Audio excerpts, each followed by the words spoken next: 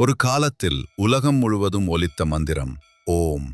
அந்த மந்திரத்தின் உண்மை அர்த்தத்தை அறியாததால் படைப்பின் கடவுளான பிரம்மா தவறு செய்தார்.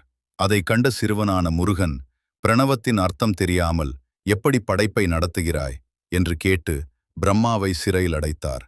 உலகம் படைக்கப்படாமல் நின்றது. அதை அறிந்த சிவா தனது மகன் முருகனை சந்திக்க வந்தார். அப்போது முருகன் சொன்னார், அப்பா, பிரணவத்தின் ரகசியத்தை அறிய விரும்பினால் நீங்கள் சிஷ்யராக நிற்க வேண்டும். அந்த நொடி உலகம் கண்ட அதிசயம். தந்தை சிவபெருமான் சிஷ்யராக நின்றார். மகன் முருகன் குருவாக உயர்ந்தார். அவ்விடமே இன்று சுவாமிமலை. அங்கு முருகன் சுவாமிநாதன் என்ற திருநாமத்தில் அருள் புரிகிறார்.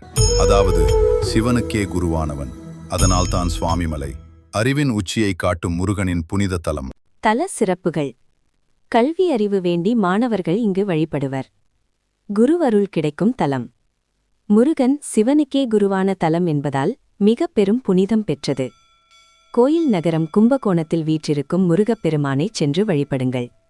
இதுபோன்ற ஆன்மீக தகவல்களுக்கு லைக், ஷேர், சப்ஸ்கிரைப் செய்யுங்கள்.